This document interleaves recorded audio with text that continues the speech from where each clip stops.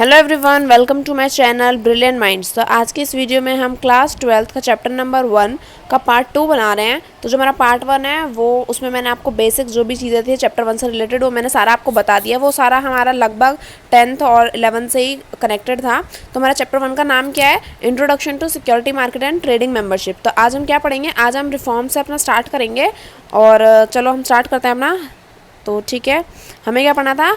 What are the reform in Indian security market. यहाँ से आज हमें अपना स्टार्ट करना है। तो हम अपना स्टार्ट करते हैं। ठीक है, तो मैं सबसे पहले अपना पेन ले लेती हूँ। ओके, अब देखो इसे स्टार्ट करते हैं। तो यहाँ पे क्या दिया है हमें? Over a period the Indian security market has undergone remarkable changes and grown exponentially, particularly in terms of resources mobilization, intermediaries, the number of listed stocks, market capitalization, turnover and investor population. The following paragraph list the principal reform major undertaken since 1992।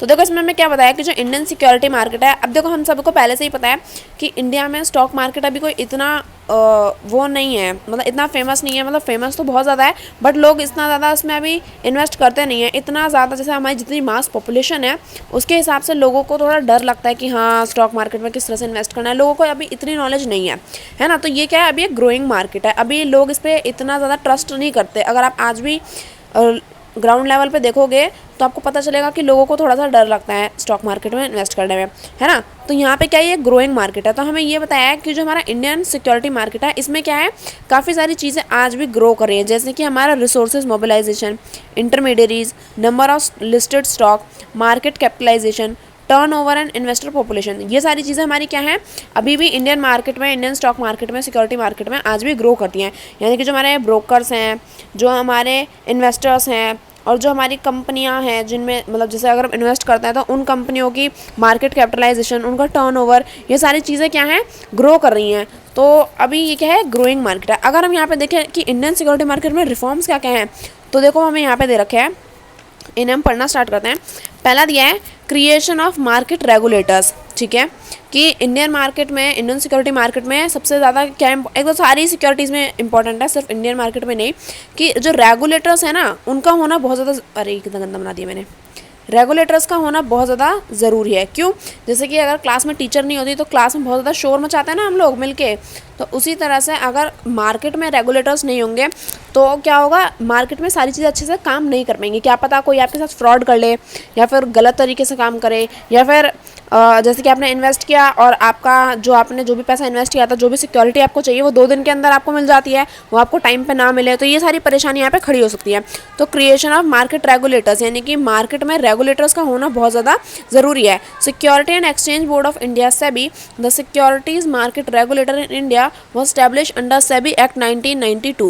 ठीक है, with the main objective and responsibility for protecting the interest of the investor in security, promoting the development of the security market and regulating the security market। अच्छा एक minute बस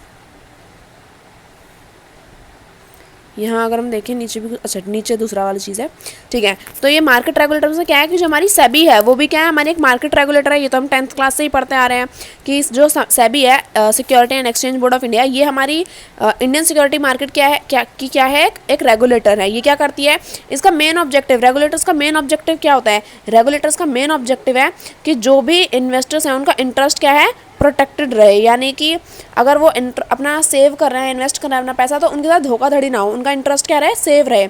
और जो हमारी security market है उसकी डेवलपमेंट आगे क्या है, बढ़ती रहे, उसका प्रमोशन होता रहे। यानी कि सिक्योरिटी मार्केट जैसी आज से कुछ साल पहले थी वैसे ही अगर फ्यूचर में भी रहेगी, कुछ चेंजेस ही नहीं होंगे, तो यहाँ पे हमें कुछ फैसिलिटीज़ आगे मिलेंगी ही नहीं ना। तो क्या हो, जो हमारी सिक्योरिटी मार्केट है उसमें क्या हो, उसका प्रमोशन हो, डेवलप हो।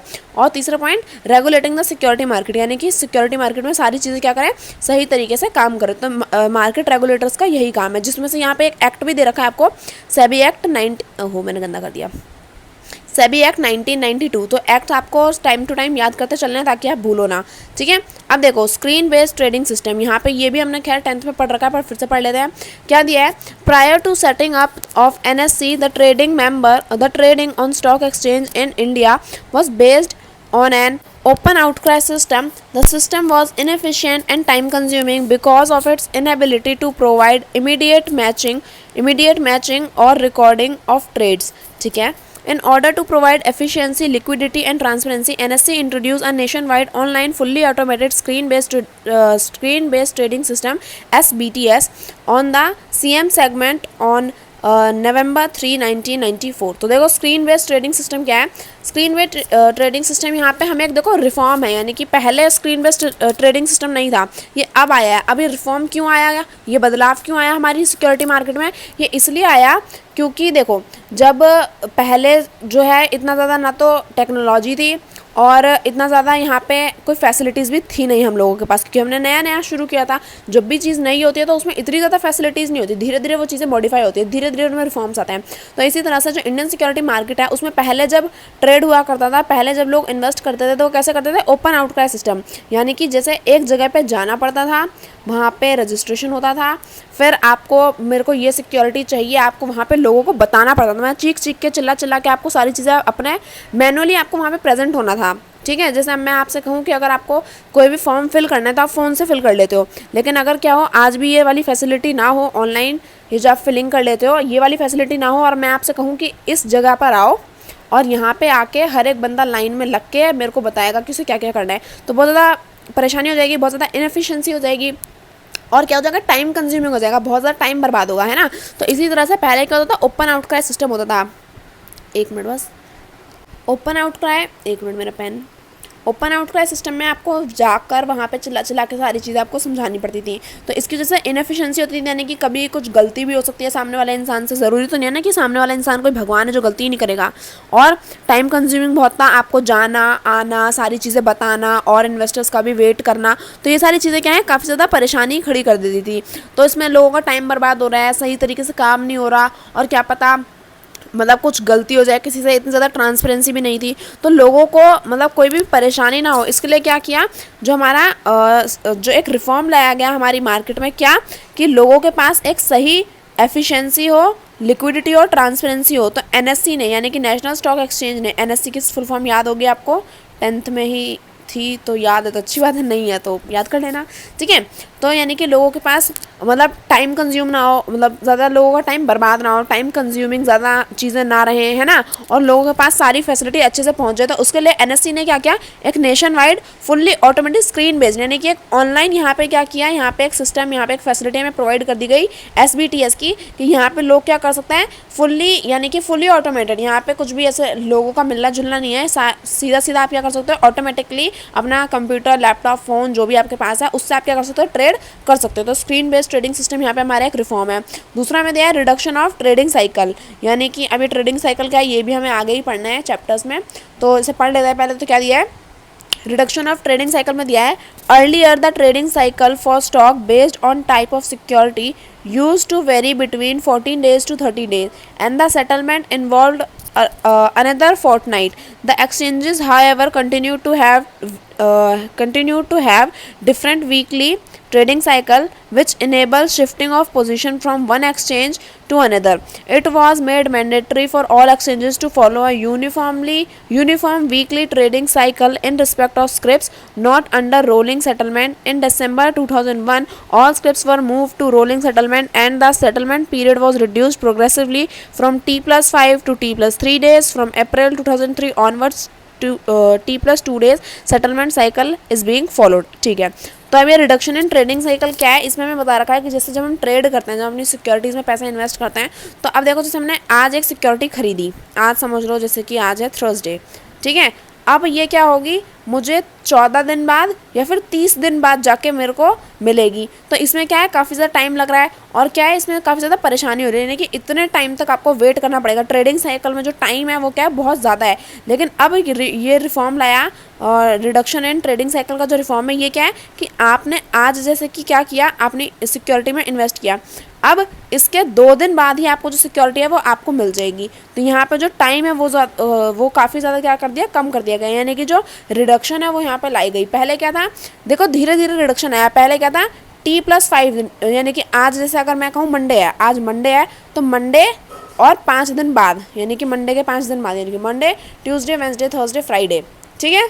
तो फ्राइडे को आपको क्या मिल जाएगी, आपकी सिक्योरिटी आपको मिल जाएगी, ठीक है, मंडे के 5 दिन बाद, यानी कि सैटरडे को भी मिल सकती है। अब देखो आप समझेंगे, ओहो ये क्या कर दिया मैंने, देखो आज मंडे है, T+5 यानी कि आपका जो जिस दिन आपने खरीदी उसके 5 दिन बाद, सॉरी मैंने गलत बोल दिया था, मैंने फ्राइडे बोल दिया था, सैटरडे को मिलेगी क्योंकि मंडे को तो हमने खरीदी ना, मंडे के 5 दिन बाद यानी कि Tuesday, Wednesday, Thursday, Friday, Saturday, 5 दिन होगा ना, देखो 1 2 3 4 5, तो यानी कि आपको सैटरडे को आपको क्या है, आपकी सिक्योरिटी मिल जाएगी। फिर ये 5 दिन का टाइम भी लोगों को अच्छा नहीं लगा तो उन्होंने क्या किया, T+3 डेज कर दिया, यानी कि 3 दिन बाद का टाइम कर दिया। फिर अब अप्रैल में एक और रिफॉर्म हुआ, इसमें टाइम पीरियड और ज़्यादा कम कर दिया गया, इसमें क्या गया, सिर्फ T+2 डेज का टाइम कर दिया गया, यानी कि 2 दिन के बाद ही आपको जो सिक्योरिटी है वो आपको मिल जाएगी, अलॉट हो जाएगी। तो यहाँ पे reduction in trading cycle I hope आप लोग समझ गए होंगे, ठीक है। अब देखो इक्विटी डेरिवेटिव ट्रेडिंग्स, ये क्या है ये भी हम पढ़ लेते हैं। देखो इक्विटी डेरिवेटिव ट्रेडिंग में क्या दिया है, in order to assist market participant in managing risk better through hedging, speculation and arbitrage, SCRA was amended in 1995 to lift the ban on option in security trading and derivative, however took off in 2000 with index future after suitable legal and regulatory framework was put in place. The market presently offer index future, index options, single stock future and single stock options. तो देखो equity trading system, देखो यहाँ पे हमें क्या दिया है इसमें, इक्विटी डेरिवेटिव ट्रेडिंग्स में यहाँ पे हमें बताया है कि जो इन 1995 यहाँ पे क्या किया, जो ऑप्शंस इन सिक्योरिटी है उसमें बैन लगा दिया गया। जैसे कि हमने जैसे 10th में पढ़ा था ना, ऑप्शंस वाला एक चैप्टर 5 था हमारा डेरिवेटिव्स 10th में, जिसमें ऑप्शन, फ्यूचर और फॉरवर्ड ये सारी चीज़ें थी। तो यहाँ पे क्या बताया, 1995 में ऑप्शंस पे जो है वो क्या कर दिया गया, बैन कर दिया गया। और क्या किया गया, इसकी जगह पे जो ट्रेडिंग डेरिवेटिव्स हैं, यानी कि 2000 में क्या किया गया, ट्रेडिंग डेरिवेटिव्स ने टुक ओवर कर लिया। यानी कि अब हम किस में इन्वेस्ट कर सकते हैं, इंडेक्स फ्यूचर्स में और इंडेक्स ऑप्शंस में, सिंगल स्टॉक फ्यूचर्स में और सिंगल स्टॉक ऑप्शंस में। यानी कि अब यहाँ पर आप ऑप्शंस में, ऑप्शन वाली जो सिक्योरिटी है उनमें इन्वेस्ट नहीं कर सकते, आप क्या कर सकते हो, फ्यूचर इंडेक्स में, सॉरी इंडेक्स फ्यूचर में, इंडेक्स ऑप्शन में, सिंगल स्टॉक फ्यूचर में और सिंगल स्टॉक ऑप्शंस में यहाँ पे आप इन्वेस्ट कर सकते हो। तो यहाँ पे क्या क्या, इक्विटी डेरिवेटिव ट्रेडिंग में यहाँ पे ऑप्शंस को बैन कर दिया गया। अब देखो डीम्यूचुअलाइजेशन भी पढ़ लेते हैं। डीम्यूचुअलाइजेशन क्या दिया है, यहाँ पे दिया है हिस्टोरिकली स्टॉक एक्सचेंजेस व owned, control and manage by the broker. खैर ये हमने 10th में भी पढ़ा था, बट अगर आपको याद नहीं है तो मैं दोबारा पढ़ा देती हूँ, ठीक है। Manage by the broker in case of dispute integrity of the stock exchange suffer, NSE however was set up with a pure demutualized governance structure having ownership, management and trading with 3 different set of people. Currently all the stock exchange in India have a demutualized setup. अब demutualization क्या है, ये हमने 10th में पढ़ा था। देखो इसमें क्या था, इसमें था कि पहले क्या होता था, जो भी हमारा जिस भी सिक्योरिटी में हमने इन्वेस्ट किया है, तो जो हमारा स्टॉक ब्रोकर है या फिर जो भी एक इंसान है जो हमारा ये काम कर रहा है, वही क्या करेगा, इस सिक्योरिटी को ओन भी करेगा, वही क्या करेगा, इस सिक्योरिटी को कंट्रोल भी करेगा, यानी कि किस तरह से काम करना है, क्या काम करना है, इस सिक्योरिटी मेरी है, ये वाला जो चीज़ है ना, और इसी सिक्योरिटी को मैनेज भी करेगा। फॉर एग्जांपल मैं इन्वेस्टर हूँ, मैंने अपने ब्रोकर को बोला कि मुझे ये सिक्योरिटी खरीदनी है, तो अब क्या करेगा, वो पर्टिकुलर बंदा ही क्या करेगा, उसी सिक्योरिटी को ओन करेगा, वही उस सिक्योरिटी को कंट्रोल करेगा और वही उस सिक्योरिटी को क्या करेगा, मैनेज करेगा। तो जिसकी वजह से क्या होता था, जो इन्वेस्टर है और जो इंटरमीडिएरी है उनके बीच में कभी कभार कुछ कन्फ्लिक्ट्स भी हो जाते हैं, कुछ लड़ाई झगड़े भी हो जाते हैं कि भाई तुम कुछ गलत ना कर दो, ये सारी चीज़ें लेके। तो इस सब चीज़ों से बचने के लिए कि लोगों में ज़्यादा लड़ाई झगड़ा ना हो जाए, कुछ गलती ना हो जाए, कुछ परेशानियां ना हो जाए, इसको बचाने के लिए क्या किया एनएससी ने डीम्यूचुअलाइजेशन कर दिया। यानी कि अब जो भी ओनर है, जो कंट्रोलर है और जो मैनेजर है, वो सब क्या है, तीनों अलग अलग चीज़ें अलग अलग बंदे करेंगे। यानी कि ओन कोई और करेगा, कंट्रोल दूसरा इंसान करेगा और मैनेज दूसरा इंसान करेगा। यानी कि यहाँ पे क्या क्या, 3 डिफरेंट सेट ऑफ पीपल, यानी कि 1 मिनट में पेन ले लेती हूँ।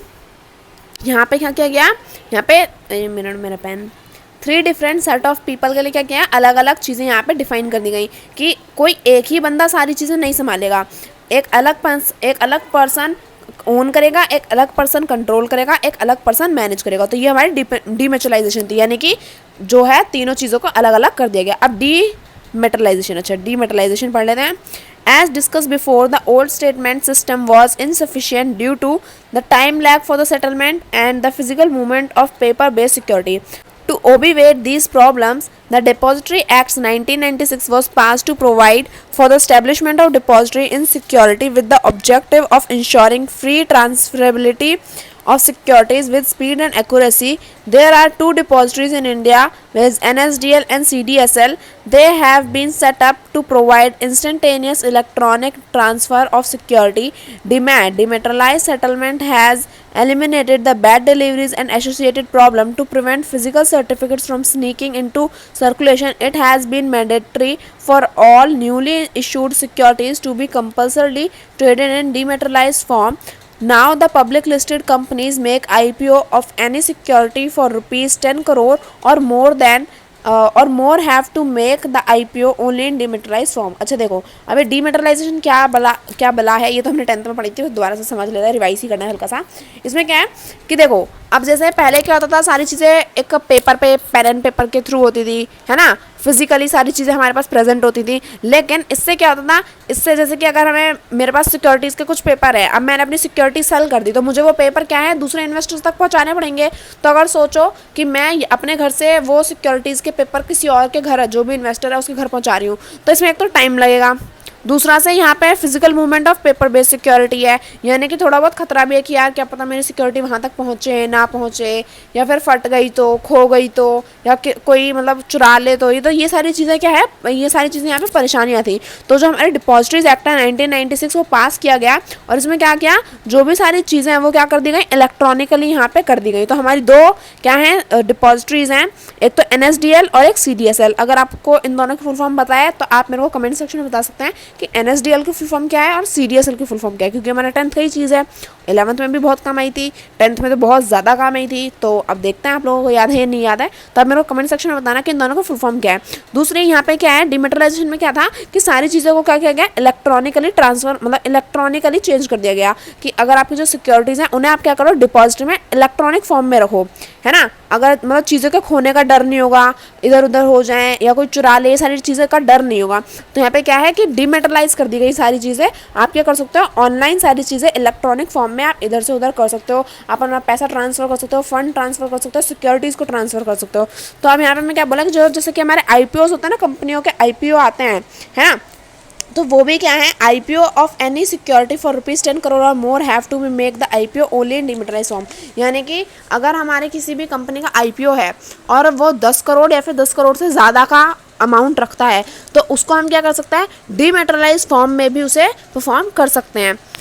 To more have the IPO, अच्छा ठीक है, जो हमारा IPO, जो भी हम IPO में इन्वेस्ट करेंगे, अगर 10 करोड़ और 10 करोड़ से ज़्यादा है तो हम किस फॉर्म में करेंगे, डीमेटरलाइज फॉर्म में करेंगे, यानी कि इलेक्ट्रॉनिक फॉर्म में करेंगे जो भी हमें इन्वेस्टमेंट करनी है। अब देखो क्लियरिंग कॉर्पोरेशन, ये क्लियरिंग कॉर्पोरेशन पूरा का पूरा हमें अच्छे से ही 12th में ही अपने चैप्टर्स में पढ़ना है। तो यहाँ पे थोड़ा सा दे रखा है, इसे एक बार रीड कर लेते हैं। क्या दिया है, clearing corporation the anonymous electronic order book issued in by the NSE did not permit member to assess credit risk of the counterparty and thus necessitated some innovation in this area. To address this concern, NSE had set up the first clearing corporation with National Security Clearing Corporation Limited (NSCCL), which commenced its operation in April 1996.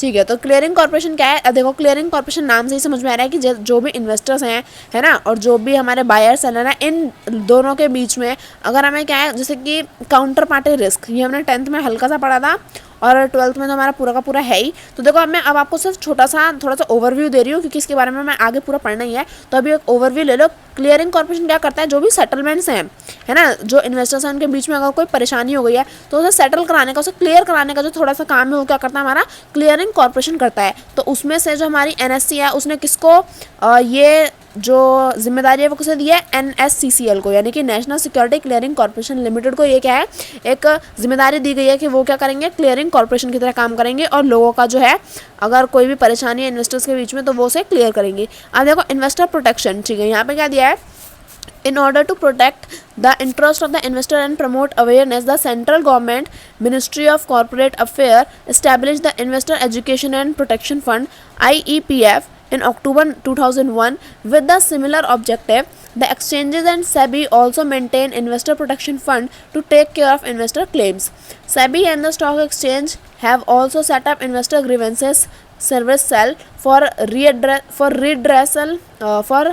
redress of investor grievances. All these agencies and investor association also organise investor education and awareness programmes.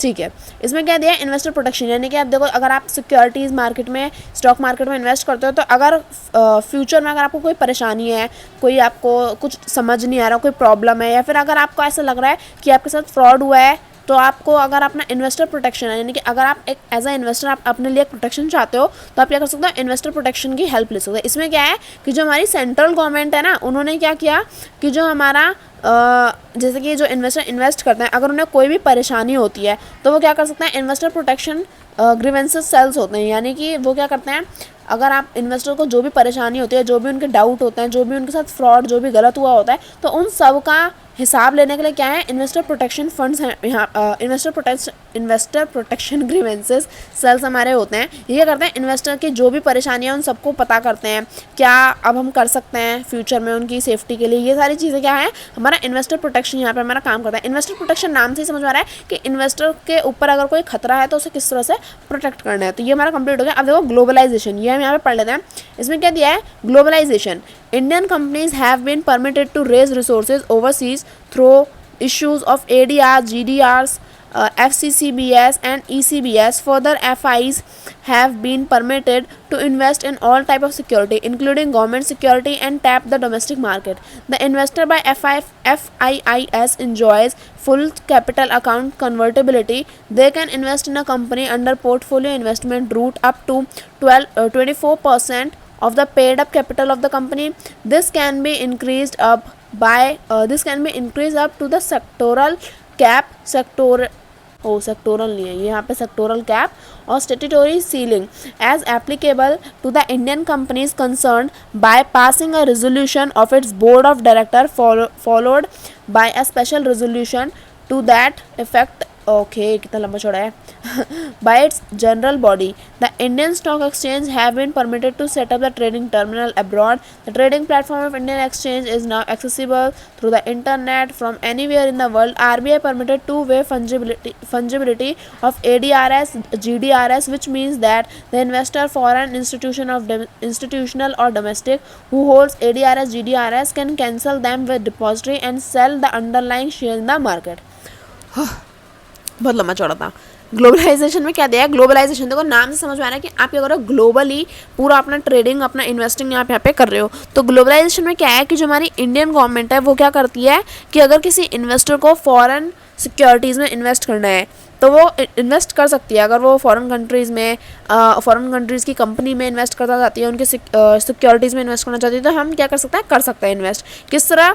अब यहाँ पे कुछ तरीके हैं, जैसे कि ADRs के through, GDRs के थ्रू, FCCBS के थ्रू, ECBS के थ्रू, ये सारे क्या हैं। अब ये कुछ तरीके हैं कि आप ये सिक्योरिटीज़ में इन्वेस्ट करके आप क्या कर सकते हो, अलग अलग कंट्री की सिक्योरिटीज़ में इन्वेस्ट कर सकते हो। तो यहाँ पे जो है हमें गवर्नमेंट क्या करती है, अलाउ करती है कि आप क्या करो कि अपना ट्रेडिंग प्लेटफॉर्म को इस्तेमाल करके आप फॉरेन कंट्रीज़ की सिक्योरिटीज़ में भी इन्वेस्ट कर सकते हो। अब यहाँ पे ये क्या दिया है, they can invest in company under portfolio investment route up to 24% of the paid up capital of the company. This can be increase. अच्छा ठीक है, यानी कि आप क्या कर सकते हो, अब ऐसा तो हाँ, तो आप क्या कर सकते हो, आप अप टू 24% का अपना जो इन्वेस्टमेंट है आप वो ग्लोबल कंट्रीज़ में, आप ग्लोबली वर्ल्ड वाइड कंट्रीज़ में, अलग अलग कंट्रीज़ में आप क्या कर सकते हो, इन्वेस्ट कर सकते हो। तो आप यहाँ पे कौन कौन सी, यहाँ पे देखो आप जो गवर्नमेंट है वो हमें क्या करती है, अलग अलग फंजिबिलिटी देती है। दो तरह की फंजिबिलिटी यहाँ पे हमें दे रखी है, जैसे कि ADRs और GDRs, अमेरिकन डिपॉजिटरी रिसीप्ट्स और ग्लोबल डिपॉजिटरी रिसीप्ट्स, है ना। तो इन सब के थ्रू हम क्या कर सकते हैं, अपना अलग अलग कंट्रीज़ में, अलग अलग फॉरेन कंट्रीज़ में अपना सिक्योरिटीज़ में इन्वेस्ट करके अपना प्रॉफिट कर सकते हैं। तो अब ये ग्लोबलाइजेशन है, आपको समझ में आएगा। ग्लोबलाइजेशन माने क्या, फॉरेन कंट्रीज़ में किस तरह से इन्वेस्ट करके अपना पैसा इंक्रीज़ कर सकते हो। अब देखो लॉन्च ऑफ इंडियन VIX, अब ये क्या है, ये पढ़ लेते हैं हम। तो इसमें हमें दिया है, एक मिनट में थोड़ा सा बड़ा कर लेती हूँ इसे, हाँ नहीं थोड़ा और बड़ा करते हैं, हाँ। अब देखो, volatility index is a measure of market expectation of volatility over the near term. It measures the amount by which an underlying index is expected to fluctuate in the near term. Based on the order book of the underlying index option, India's first volatility index, India VIX, based on the Nifty 50 index option, price was launched by NSE in April 2008. VIX, a trademark of Chicago Board Option Exchange, Incorporate CBOE and Standard and Poor, has guaranteed a license to NSE with permission from CBOE to use such mark in the name of India VIX and for purpose relating to the India VIX. अच्छा ठीक है, अब इसमें क्या दे रखा है, इसमें बताया कि लॉन्च ऑफ इंडिया VIX ये है क्या, तो इसके बारे में मैं आपको बताती हूँ कि लॉन्च ऑफ इंडिया VIX है क्या। देखो इसमें क्या होता है, वॉलेटिलिटी इंडेक्स जो है वो हमारा मेजर करता है कि जो भी हमारा एक अंडरलाइंग इंडेक्स है वो कितना ऊपर नीचे हो सकता है अपनी एक रियल वैल्यू से। देखो वॉलेटिलिटी, अगर मैं आपको नॉर्मल वर्ड से बताऊँ वॉलेटिलिटी क्या होता है, तो देखो मैंने कहा कि जैसे कि एक बुक है, ठीक है, और वो आज से 10 साल पहले कितनी थी, 10 साल बहुत ज़्यादा हो गया, समझो आज से 2 साल पहले, बस 2 साल पहले ये बुक का आज जो प्राइस है वो 100 रुपये का है। आज से 2 साल पहले समझो वो 80 का था, और आज से 2 साल बाद क्या होगा, अगर हम थोड़ा सा अंदाज़ा लगाएं, थोड़ा गेस करें, तो हम कह सकते हैं 110, 120, 125 तक पहुंच सकता है। तो इसी तरह से जो हमारा लॉन्च ऑफ इंडियन VIX है, वॉलेटिलिटी इंडेक्स है, ये क्या बताता है, ये बताता है कि जो भी हमारा अंडरलाइंग इंडेक्स है वो कितना ज़्यादा फ्लक्चुएट कर सकता है अपने नियर टर्म से, यानी कि कितना ऊपर उसका प्राइस जा सकता है, कितना नीचे उसका प्राइस जा सकता है, तो कितना फ्लक्चुएट करेगा वो अपनी ओरिजिनल नियर टर्म से। तो यहाँ पर जो हमारा इंडिया का फर्स्ट वॉलेटिलिटी इंडेक्स है, यहाँ पे याद रखना, कभी कभार पूछ लेते हैं, तो इंडियाज़ फर्स्ट वॉलेटिलिटी इंडेक्स क्या है, इंडियन VIX, यानी कि Nifty 50 index option price was launched by NSE in April 2008, यानी कि जो हमारा इंडिया का फर्स्ट वॉलेटिलिटी इंडेक्स है वो कब लॉन्च हुआ था, अप्रैल 2008 में, और किसकी वजह से लॉन्च हुआ था, तो NSE की वजह से यहाँ पे लॉन्च हुआ था। तो ये चीज़ आपको यहाँ पे याद रखना है कि जो हमारा इंडिया का फर्स्ट वॉलेटिलिटी इंडेक्स है कि वो क्या था। अब देखो अगर हम आगे बात करें, यहाँ पे क्या दिया है, डायरेक्ट, अच्छा देखो ये VIX का यहाँ पे एक डेफिनेशन दे रखी है कि VIX क्या होता है। अब देखो डायरेक्ट मार्केट एक्सेस में क्या है, direct market access in April 2008 SEBI allowed the direct market access DMA facility to the institutional investors. DMA allow broker to offer their respective client direct access to the exchange trading system through the broker infrastructure without manually intervention by the broker. ठीक है, तो देखो direct market access सीधा समझ में आ रहा है, शब्द सही समझने की कोशिश किया करो कभी कभार, है ना, थोड़ा कॉमन सेंस भी आप इस्तेमाल कर सकते हो अपना।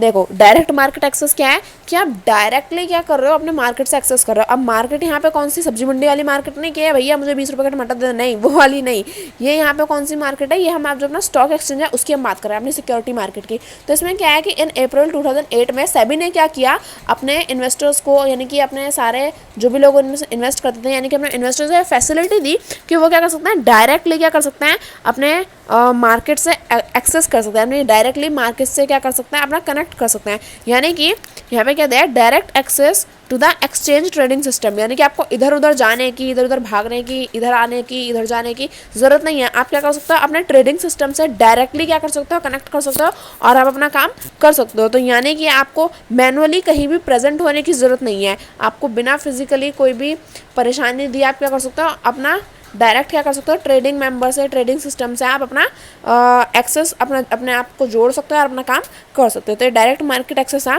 Launch of securities leading and borrowing scheme, अच्छा मैं इसे ब्राउनिंग समझ रही थी कि ब्राउनिंग क्या लिख दिया, बोरोइंग है वो, ठीक है।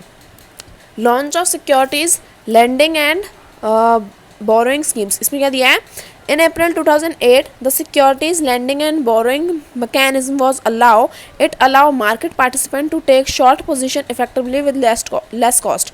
इसमें क्या दिया है कि देखो launch of securities lending and borrowing schemes, यानी कि यहाँ पे अलग अलग स्कीम्स आई इन अप्रैल 2008 में, जो क्या करती हैं, एक मैकेनिज्म प्रोवाइड करती हैं, किस चीज़ का, सिक्योरिटीज लेंडिंग एंड बोरोइंग का, यानी कि आप सिक्योरिटीज़ को क्या कर सकते हो, एक दूसरे को दे सकते हो और एक दूसरे से बोरो कर सकते हो। तो यहाँ पे एक मैकेनिज्म चलाया गया कि जिसकी वजह से क्या कर सकते हो, आप जो छोटी छोटी शॉर्ट पोजीशंस हैं काफ़ी कम दाम पे आप एक दूसरे इन्वेस्टर्स को आपस में क्या कर सकते हो, बोरो कर सकते हो और लेंड कर सकते हो, एक दूसरे को दे सकते हो और एक दूसरे से बोरो कर सकते हो काफ़ी कम अमाउंट पे। तो ये हमारा launch of securities lending and borrowing scheme हमारा कंप्लीट हुआ। क्या दिया आगे, लॉन्च ऑफ करेंसी फ्यूचर्स। ये लॉन्च ऑफ करेंसी फ्यूचर क्या है, on August 29, 2008 NSE launched trading in currency future contract in the US INR paid for the first time in India. Trading in other currency Paris like euro, INR, pound sterling INR and Japanese yen was further made available for trading in March 2010।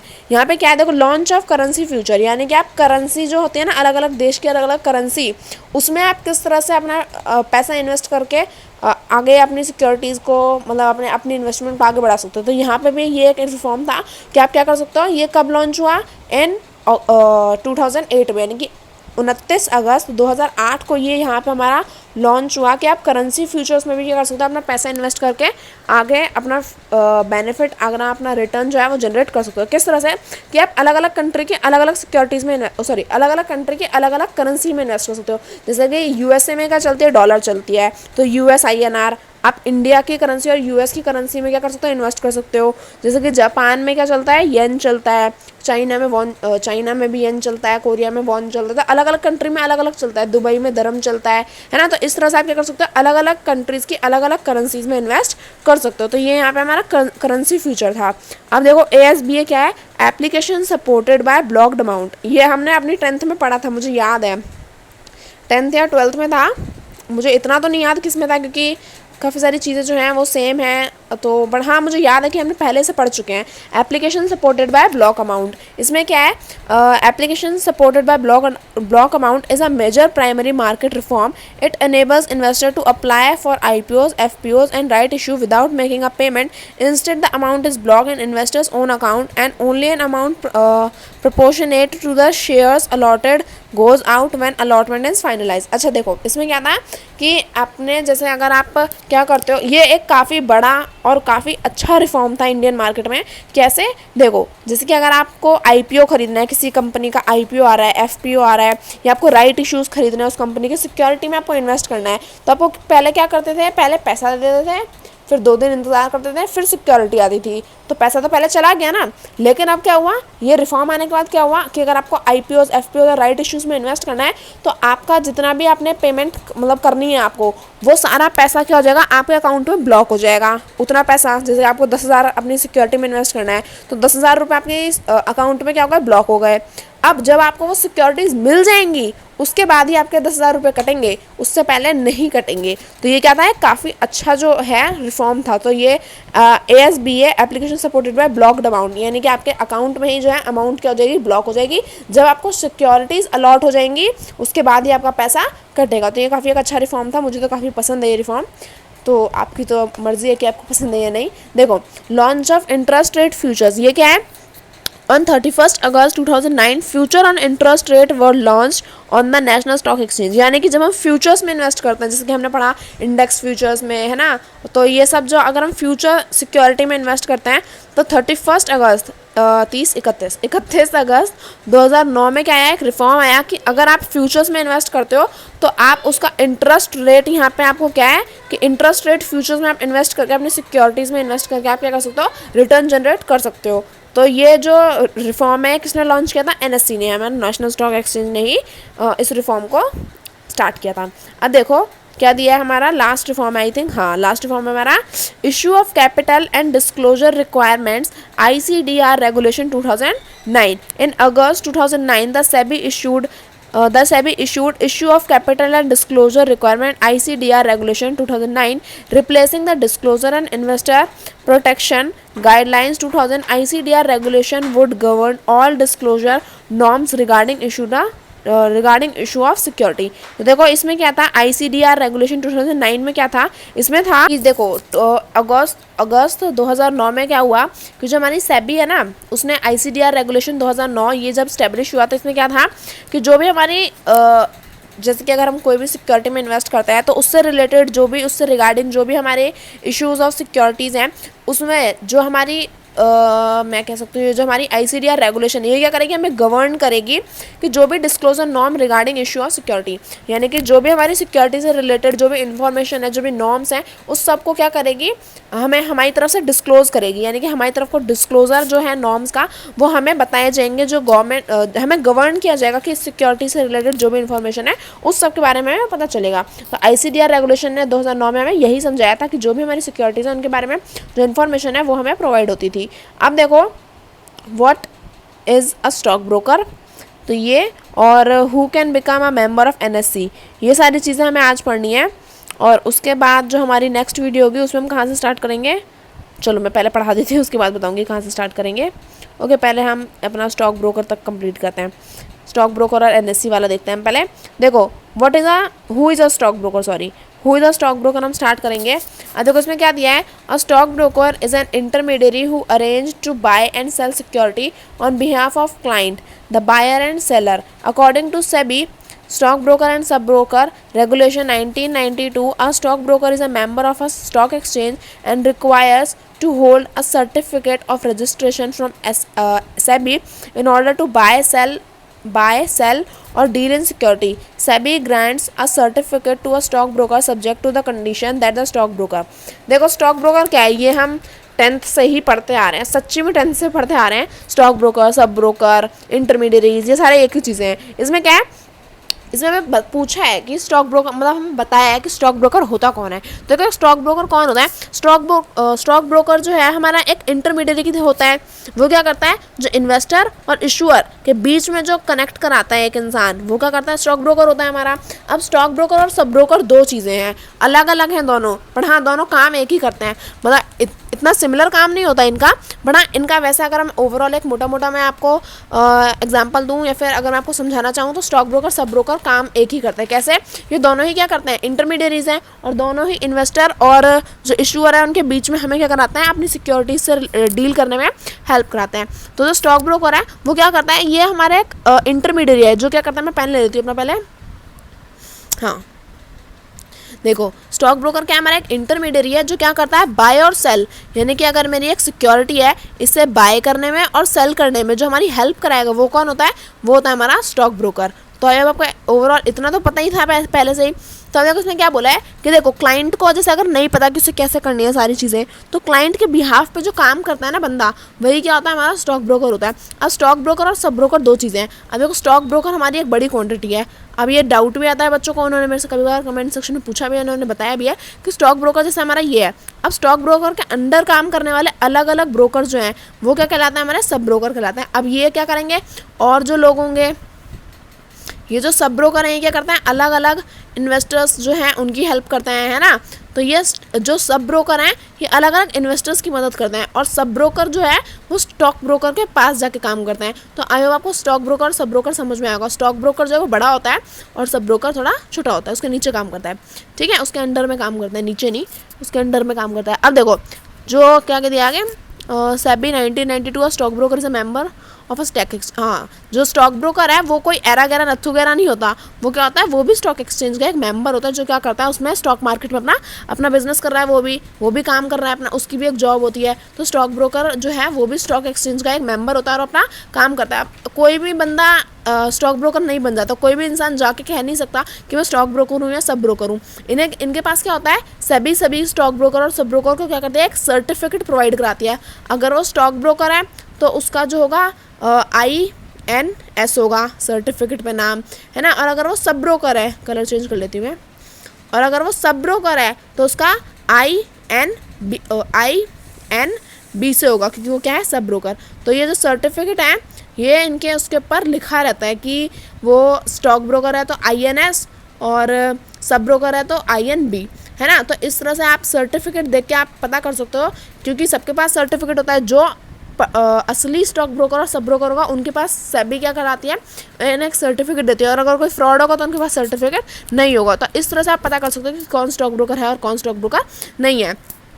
अब देखो यहाँ पे हमें कुछ points दे रखे हैं, उन्हें हम पढ़ लेते हैं। क्या दिया है, पहला पॉइंट हमें दे रखा है यहाँ पे, इसमें दिया है hold the membership of any stock exchange, यानी कि जो भी हमारा स्टॉक ब्रोकर होगा वो किसी ना किसी एक्सचेंज का तो मेंबर होगा ही, तो उसके पास क्या होगा, मेंबरशिप होगी अपने किसी भी एक स्टॉक एक्सचेंज की, ठीक है। दूसरा पॉइंट हमें दिया है should abide by the rules, regulation and bylaws of the stock exchange or stock exchange of which he is a member, यानी कि जो हमारा स्टॉक ब्रोकर है वो क्या करना है, रूल्स और रेगुलेशंस तो सारे पता होने चाहिए बाय द लॉज, यानी कि जिस भी स्टॉक एक्सचेंज में जो हमारा मेंबर है स्टॉक ब्रोकर वो क्या है वो हमेशा अपने रूल्स और रेगुलेशन के हिसाब से ही क्या करना चाहिए, काम करना चाहिए, ऐसा नहीं कि वो कुछ भी करे जा रहा है।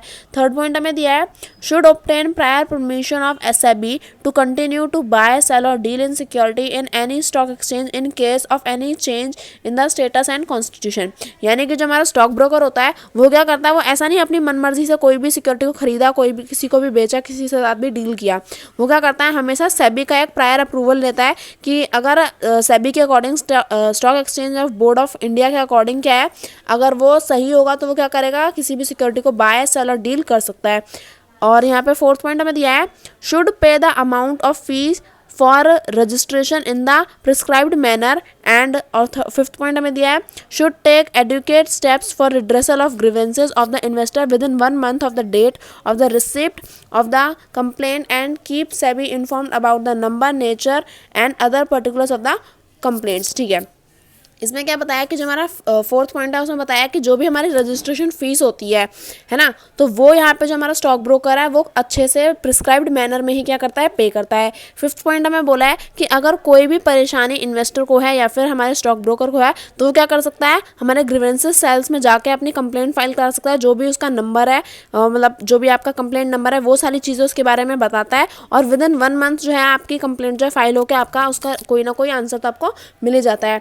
अब देखो क्या दिया है, while considering the application of any entity of the grant of registration as a stock broker, SEBI check out if the applicant, यानी कि जब भी हमने कोई भी एप्लीकेशन डाली है SEBI के पास में तो जो हमारी SEBI है वो क्या क्या चीज़ें चेकआउट करती है, तो वो यहाँ पे दिया है, is eligible to be admit as a member of the stock exchange. यानी कि अगर कोई भी स्टॉक ब्रोकर बनना चाहता है तो उसके पास कुछ मतलब अगर वो अपनी एप्लीकेशन डालता है तो उसके पास कुछ एबिलिटीज़ होनी चाहिए, जिनमें से पहली क्या है कि is it eligible to admit as a member. ठीक है, जो भी हमारा स्टॉक ब्रोकर है अगर वो स्टॉक ब्रोकर बनना चाहता है तो उसके पास एलिजिबल वो इतना होना चाहिए कि हम उसे अपने स्टॉक एक्सचेंज में एज अ मेंबर हम उसे एक्सेप्ट कर सकें।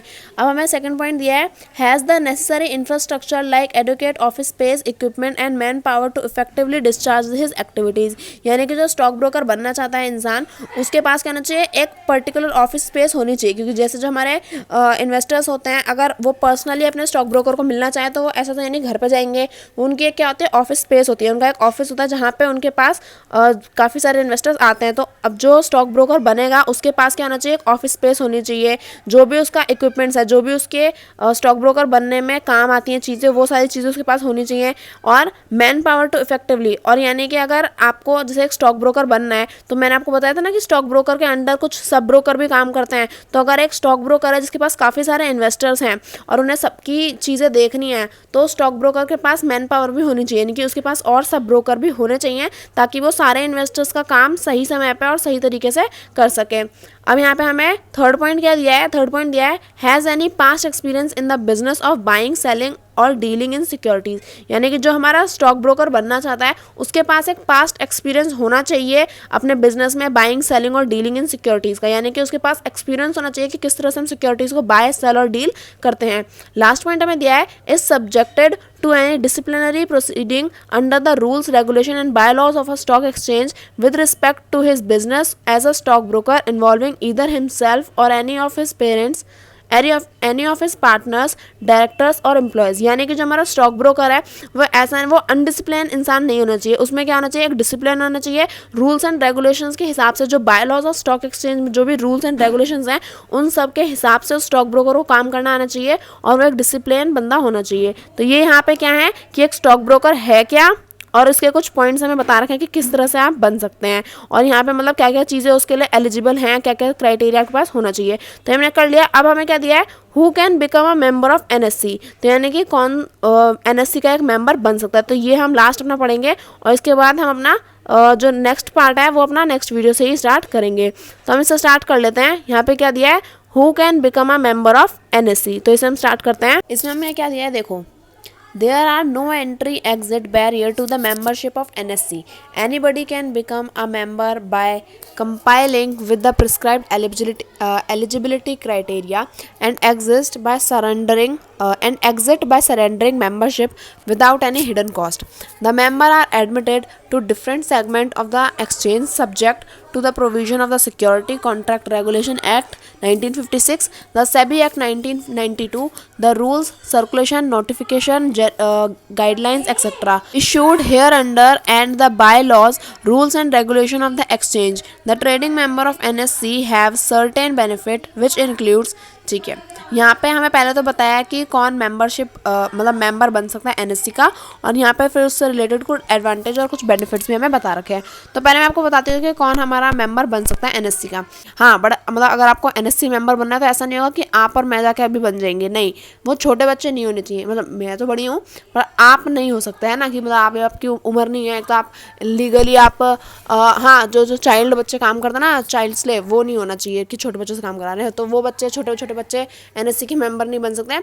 वरना और कोई भी मेंबर यहाँ पे बन सकता है और कभी भी एग्जिट ले सकता है, तो कोई भी बैरियर नहीं है। कोई भी इंसान जो है वो एनएससी का मेंबर बन सकता है, और जब उसका मन करे तो वो एनएससी की मेंबरशिप को छोड़ भी सकता है। तो यहाँ पे हमें क्या दिया है कि अगर आपको एनएससी का मेंबर बनना है तो आपको कुछ एलिजिबिलिटी क्राइटेरिया होता है। जैसे कि आप कोई भी जॉब के लिए जाते हो तो कुछ क्राइटेरिया होता है ना, कि आपके पास ये होना चाहिए, आप इतने पढ़े लिखे होने चाहिए हो, आपके पास ये सर्टिफिकेट होना चाहिए, है ना, आपको ये बोलना, ये वाली लैंग्वेज बोलनी आनी चाहिए। तो इसी तरह से एनएससी के मेंबर बनने के लिए भी आपके पास कुछ एलिजिबिलिटी क्राइटेरिया होते हैं। अगर आप उन्हें फुलफिल करते हो तो आप एनएससी के मेंबर बन जाते हो। और अगर आपको कभी एनएससी की मेंबरशिप को छोड़ना है तो आप उसे सरेंडर भी कर सकते हो। कोई आपको पैसा देने की ज़रूरत नहीं है कि अब आप छोड़ रहे हो तो आपको कॉस्ट लगेगी कि आप हमारी जॉब छोड़ रहे हो अपनी मर्जी से, हम आपको रिटायर नहीं कर रहे, तो ऐसा कुछ नहीं होता। जब आप चाहो आप अप्लाई कर सकते हो, जब आपका मन चाहे तब आप सरेंडर कर सकते हो।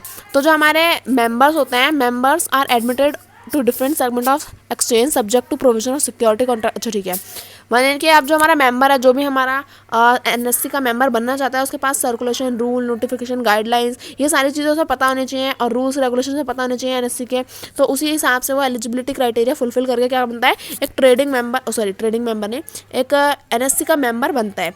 ठीक है, अब देखो, the trading member of NSC have certain benefits. अब अगर आप एनएससी के मेंबर बन रहे हो तो आप क्या कहलाओगे, ट्रेडिंग मेंबर। अब जो ट्रेडिंग मेंबर है उसके पास अपने कुछ बेनिफिट्स होते हैं, जिनमें कि हमें कुछ बेनिफिट्स बता रखे हैं यहाँ पे। पहला दिया है access to a nationwide trading facility for equities, derivatives, डेब्ट and hybrid instrument and products. यानी कि जो भी हमारा ट्रेडिंग मेंबर होता है उसके पास क्या होता है, ओवरऑल वो अपना नेशन वाइड क्या कर सकता है, इक्विटीज़ में, डेरिवेटिव्स में, डेब्ट्स में, हाइब्रिड इंस्ट्रूमेंट, इन सारी चीज़ों की जो फैसिलिटी है वो उसके पास होती है कि किस तरह से इन सब में ट्रेड करना है। दूसरा दिया है ability to provide a fair, efficient and transparent security market to the investor. यानी कि जो एनएससी का मेंबर होगा वो क्या करता है, बाकी इन्वेस्टर्स को, जो सिक्योरिटी में इन्वेस्टर्स हैं, उन्हें एक फेयर, एफिशिएंट और ट्रांसपेरेंट सिक्योरिटी मार्केट प्रोवाइड करता है। यानी कि अगर आप एनएससी के मेंबर बनते हो तो आप एक मैं कह सकती हूँ लॉयल आप अगर पर्सन हो गए तो आप क्या करोगे, एक सही, एक ट्रांसपेरेंट सिक्योरिटी मार्केट अपने इन्वेस्टर्स को दोगे, यानी कि उसमें कोई भी फ्रॉड नहीं होगा। तीसरा इसमें दिया है use of state of the art electronic trading system and technology. अब देखो, जिस तरह से मार्केट में रिफॉर्म्स आए हैं उसके हिसाब से अगर आप ट्रेडिंग मेंबर होते हो तो आप क्या कर सकते हो, टेक्नोलॉजी का इस्तेमाल करके इलेक्ट्रॉनिक ट्रेडिंग सिस्टम का भी आप यहाँ पे यूज़ कर सकते हो।